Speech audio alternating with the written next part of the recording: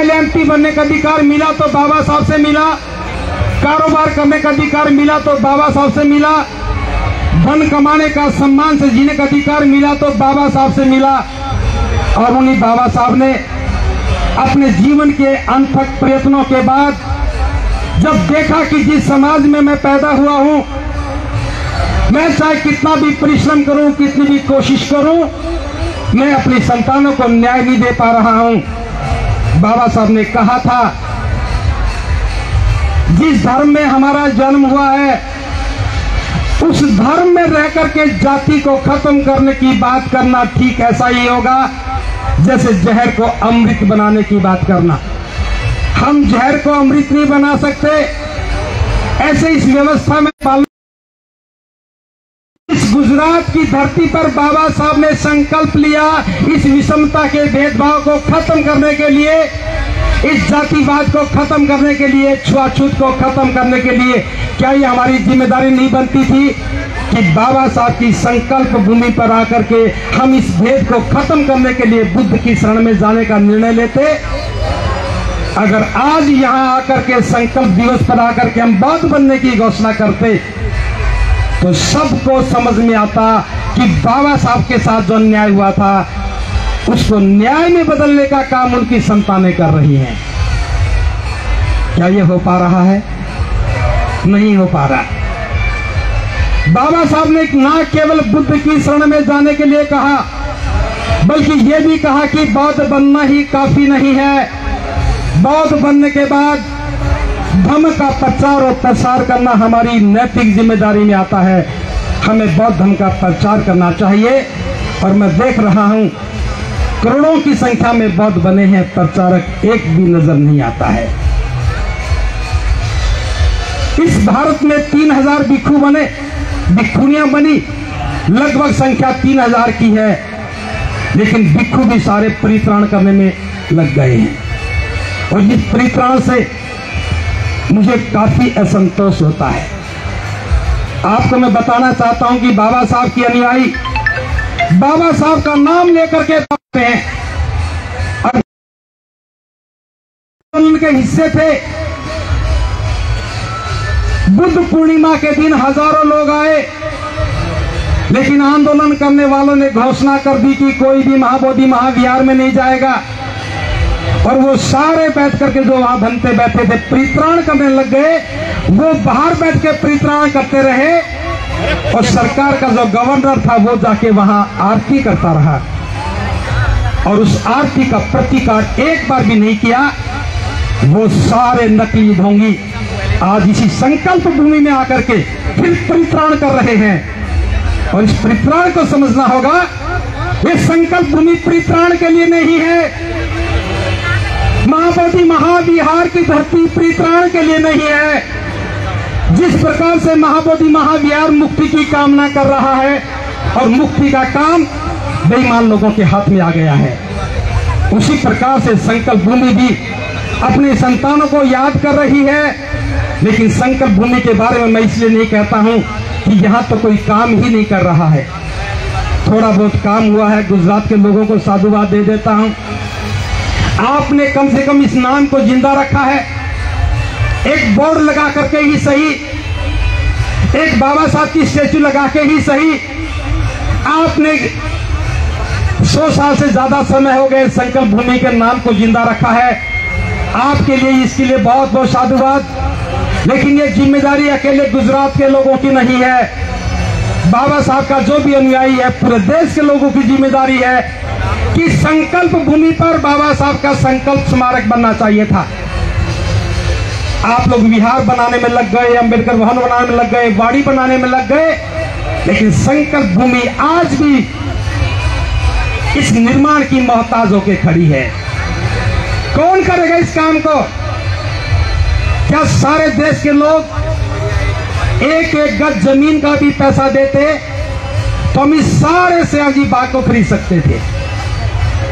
हमारा इतिहास है, महाकारुणिक बुद्ध कहां बैठेंगे उस बात को ध्यान में रख करके सोने के सिक्के से सिक्का बिछा करके राजा के राजकुमार के आम के वन को खरीद लिया था। या तो सरकार से मांग करो कि ये जमीन संकल्प भूमि के नाम करे या फिर इसकी कीमत ले ले। हम कमजोर नहीं है, कीमत भी चुका देंगे, क्योंकि बाबा साहब ने हमें इस लायक बना दिया कि हम कीमत चुका सकते हैं। मैं मांगने में भरोसा नहीं करता हूं, मैं सिर्फ काम में भरोसा करता हूं। लेकिन कब होगा? जब ईमानदार लोग पूरी ईमानदारी के साथ ही संकल्प के महत्व को समझ करके इस काम को अपने हाथ में लेंगे। ये आंदोलन पद प्रतिष्ठा का नहीं है, हमारे इस मंच पर कोई चीफ गेस्ट नहीं है। भिक्षु संघ की अपनी गरिमा है, मंच पर बैठा है। मंच छोटा था, भिक्षु ज्यादा थे, इसलिए कुर्सी पर बिठाने पड़े। और जहां मंच बड़े हैं वहां भिक्षु नहीं है, और जहां भिक्षु वहां मंच छोटा है। समाज को सब समझ में आना चाहिए। बाबा साहब के आंदोलन को भटकने मत देना। इस देश से जातिवाद को खत्म करना है तो बौद्ध बनने का आंदोलन शुरू करो। अगर बाबा साहब के सम्मान को लौटाना है तो जो अपमान करने वाली घटनाएं हैं उनको अपने जीवन से सदा के लिए बाहर निकालो। बाबा साहब ने बुद्ध के बाद एक आंदोलन चलाया कि महिलाओं और पुरुषों के बीच के भेद को खत्म करें। लेकिन मैं बाबा साहब के अनुयायियों से पूछना चाहता हूं, क्या महिला और पुरुष के भेद को खत्म कर दिया? हम नारा तो लगाते हैं बौद्ध धर्म की क्या पहचान, मानव मानव एक समान। क्या हम अपने घर में महिला और पुरुष के बीच के भेद को खत्म कर पाए? नहीं कर पाए तो ये कोई सरकार का काम नहीं है, ये कोई संविधान का काम नहीं है, ये बाबा साहब की संतानों का काम है। और मैं तो यहाँ बैठी उपासिकाओं से भी कहना चाहूंगा, अपनी आजादी के लिए पुरुषों की तरफ देखना बंद करो। अपनी आजादी के लिए पुरुषों की तरफ देखना बंद करो, वरना ये कायरता की बात होगी। महिलाएं जब अपना सामर्थ्य सिद्ध करेंगी तो पुरुषों को उनके साथ खड़ा होना पड़ेगा। फिर हम कह पाएंगे कि हम संकल्प भूमि पर गए थे और महिलाओं की आजादी के आंदोलन को बढ़ा करके आए हैं और महिलाओं को पुरुषों के बराबर खड़ा करके आए हैं। ये काम हमें करना था, नहीं कर पाए। तीसरी बात बता रहा हूं, इस बार मुझे थोड़ी पीड़ा भी हो रही है। पिछली बार बहुत ज्यादा भीड़ थी, उससे पिछली बार भी बहुत भीड़ थी, इस बार आदमी कम है। अगर ऐसे ही छोड़ दिया तो इस बार जो हताश और निराश हैं उनके अगली बार बैनर भी नहीं लगेंगे और कम हो जाएंगे। तो मैं तो अपनी ओर से बता रहा हूं, धम्मभूमि के तमाम कार्यकर्ताओं की ओर से बता रहा हूं, अगली बार कम से कम 15 दिन के लिए हम पूरी गुजरात में धम्मचारिका करेंगे। ये सारा भिक्षु संघ, अभी संख्या कम है, इससे कई गुना ज्यादा भिक्षु भिक्षुनियां मिलकर के पूरी गुजरात में चारिका करेंगे। और हमारा प्रयास होगा कि यहाँ लाखों लोग आकर के बाबा साहब को नमन करें और बाबा साहब के संकल्प को दोहराएं। जो अपमान बाबा साहब के साथ हुआ था, उन अपमान की घटनाओं को इतिहास में सदा सदा के लिए नष्ट कर दें। ये हमारे लिए फख्र की बात नहीं कि बाबा साहब का अपमान हुआ, ये हमारे लिए सम्मान की बात नहीं है कि उन घटनाओं को बार बार दोहराएं। लेकिन हम दोहराते क्यों हैं? क्योंकि हमारे पास बताने के लिए कुछ नहीं है। हम अतीत को रो रहे हैं। बाबा साहब के साथ घटना घटी, यह अतीत की बात है। बाबा साहब का अपमान हुआ, यह अतीत की बात है। बाबा साहब के सामान को फेंका, यह अतीत की बात है। हमें वर्तमान में जीना होगा। और वर्तमान क्या है? हमारा सामर्थ्य है। इस सामर्थ्य के साथ जब हम बात करेंगे तो हम लोगों को बताएंगे इस जातिवाद ने बाबा साहब का अपमान किया था। और गुजरात के सारे बाबा साहब के अनुयायी आज बौद्ध बन चुके हैं, ये उस बात का जवाब होगा। इस देश के सारे बाबा साहब के अनुयायी बौद्ध बन चुके हैं, ये बाबा साहब के साथ हुई अपमान की घटना का प्रायश्चित होगा।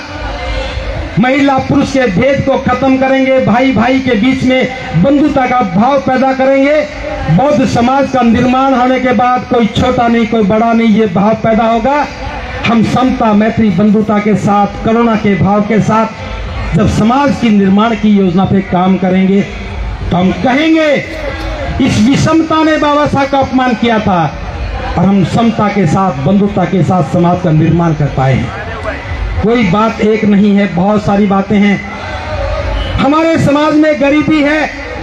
मेरे मन में बहुत बार ये प्रश्न पैदा हुआ कि बाबा साहब यहाँ 2 बार आए थे गुजरात में नौकरी करने के लिए। एक बार बीए करने के बाद आए थे, 1 महीना भी पूरा नहीं हुआ था कि पिता बीमार हो गए। जब लौट के घर गए तो पिता दुनिया से जा चुके थे। उसके बाद फिर लौट के नहीं आए। उस समय बाबा साहब यहाँ एक महारवाड़ा होता था, वहां रुके थे। लेकिन दोबारा बाबा साहब आए तो एक अधिकारी बनकर के आए थे, तो बाबा साहब वहां क्यों नहीं गए? ये भी एक बात सोचने की है। हम अतीत में लौट के नहीं जाना चाहते। बाबा साहब जानते थे कि वो मेरा प्रयास गरीबी का था। आज मैं समृद्ध हूं, ज्ञान से भी समृद्ध हूं, धन से भी समृद्ध हूं, बड़ा अधिकारी हूं। मुझे अच्छी जगह पर रहना चाहिए, लेकिन इस देश के बड़ौदा के किसी भी होटल ने जगह नहीं दी। तो क्या हमें बाबा साहब के नाम से कोई ऐसी व्यवस्था का निर्माण नहीं करना चाहिए कि जब भी कोई बाबा साहब का अनुयायी बड़ोदरा में आए तो उसे होटल ढूंढने की आवश्यकता ना पड़े। वर्तमान में जो बाबा साहब के अनुयायी हैं, उनके दान, उनकी कृतज्ञता से हम एक भव्य निर्माण करें। जब भी कोई आए संकल्प भूमि के नाम से, संकल्प विहार के नाम से या विहार बने, भिक्षु भी आए, भिक्षुनिया भी आए, उपासक भी आए, उपासिका भी आए, तो हम समझ सकेंगे कि बाबा साहब का जो सामान धार फेंका था, हमने उस सामान को उठा करके सही जगह रखने की जगह बना दी। तो बाबा साहब के इस आंदोलन को हमें एक जन आंदोलन बनाना है।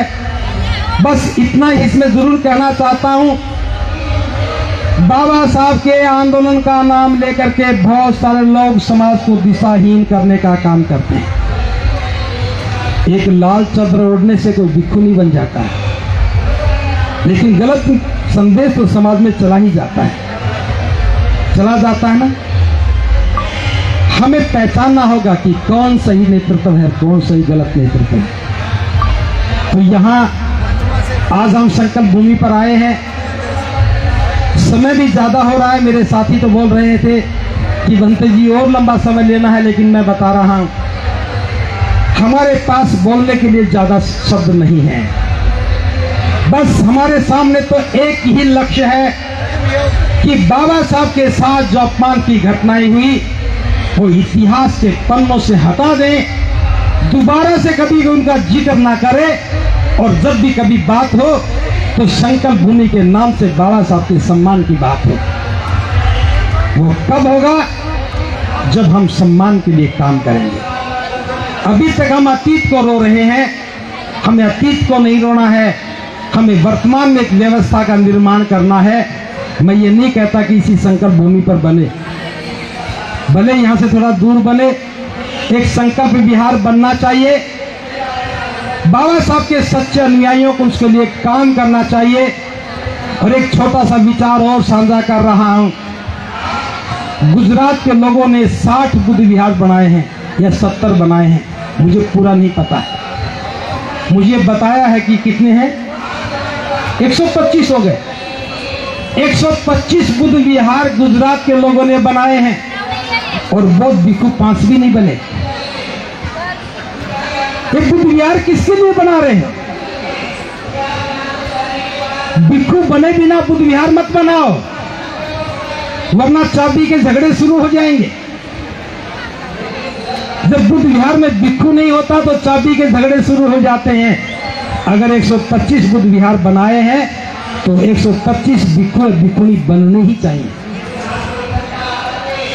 वरना ये मत सोचना कि बाहर से बहुत भिक्षु आ जाते हैं, हम बन के क्या करेंगे। गुजरात को अगर बाबा साहब के सपनों का गुजरात बनाना है तो यहां से भिक्षु और भिक्षुणी भी बनना चाहिए। मैं तो सारी गुफाएं नहीं देख पाया, थोड़ी सी गुफाएं देख के आया हूं। जूनागढ़ के पहाड़ों को काट काट करके भिक्षुओं ने इतिहास में अपने दस्तक किए। शाना की पहाड़ियों को देखा, कितनी सारी गुफाओं को पहाड़ काट काट के बनाया गया। सोमनाथ के मंदिर के नीचे भी एक बहुत बड़ा बुद्ध विहार दबा पड़ा है। इस देश के प्रधानमंत्री के गांव में भी बुद्ध के अवशेष मिले हैं। पूरा गुजरात बौद्ध प्रदेश था। इस जमीन के नीचे पता नहीं कितने सारे बौद्ध विरासत के अवशेष दबे हैं। मैं उन पुराने ढांचों की बात नहीं कर रहा हूं।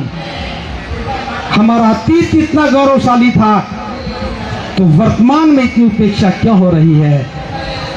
यहां जिन भिक्षुओं ने पहाड़ों को काट काट करके इतने सुंदर विहार बना दिए, आज तो हमें पहाड़ काटने की भी आवश्यकता नहीं है, हम निर्माण से बना सकते हैं।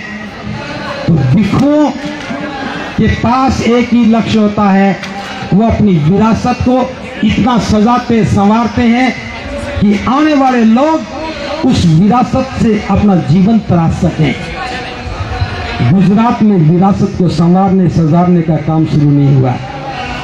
आप शुरू कीजिए, हम आपके साथ खड़े हैं।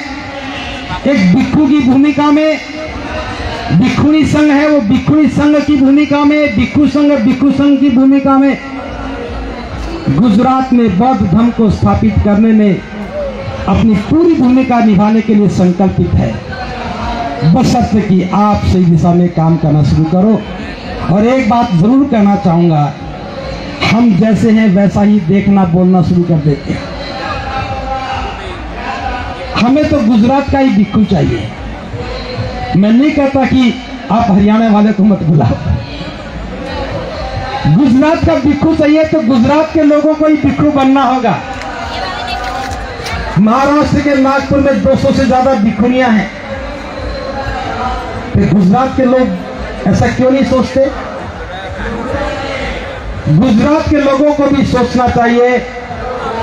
बाबा साहब ने संकल्प लिया और करोड़ों लोगों का जीवन बदल दिया।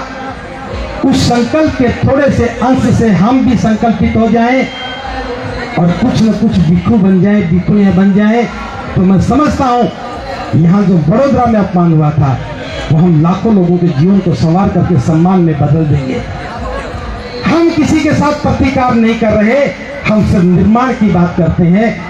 जिन घटनाओं ने बाबा साहब को अपमानित किया, उन घटनाओं को आगे ना घटें, ये हमारी योजनाओं का हिस्सा होना चाहिए। तो मैंने आपसे 2-3 बातें कही। एक तो संकल्प विहार बनना चाहिए। जो बाबा साहब का सामान फेंका था उसको रखने की जगह होनी चाहिए। बड़ौदा के होटल ने जगह नहीं दी थी। बाबा साहब के रहने के लिए नाम पे संकल्प विहार बनना ही चाहिए। बाबा साहब का जिन कारणों से अपमान हुआ था उनको दोहराया नहीं जाना चाहिए।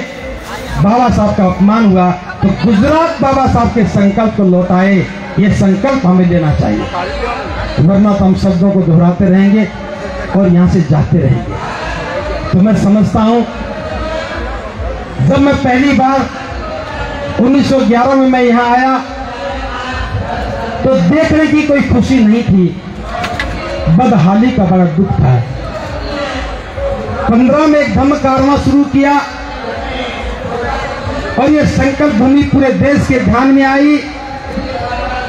15 में ही हमने सेक्रेटरी उस कमरे को खोज निकाला जहां बाबा साहब बैठ करके नौकरी करते थे, और बाबा साहब के जाने के बाद उस कमरे को स्टोर बना करके हमेशा के लिए ताला लगा दिया था।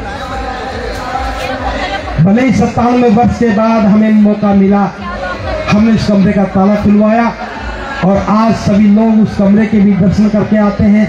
वहाँ बाबा साहब बुद्ध की प्रतिमा लगी है, हमें बड़ा फक्र होता है। जहाँ बाबा साहब बैठ के नौकरी करते थे आज वहाँ बुद्ध और बाबा साहब का स्थान हो गया है।